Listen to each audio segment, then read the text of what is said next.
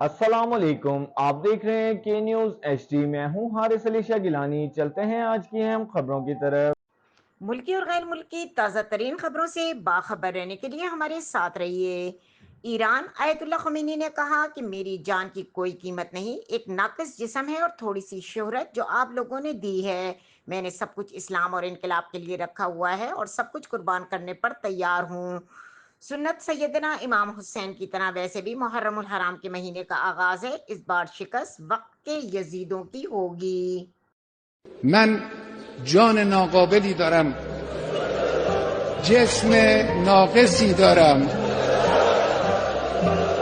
اندک آبرویی هم دارم که این را هم خود شما به ما دادید. همه اینها رو من کف دست گرفتم، در راه این انقلاب و در راه اسلام فدا خواهم کرد. هم نثار شما باشه.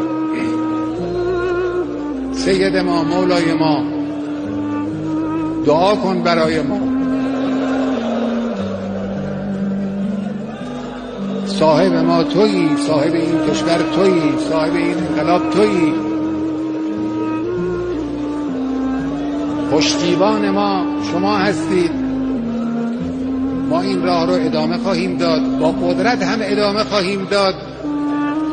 در این راه ما رو با دعای خود، با حمایت خود، با توجه خود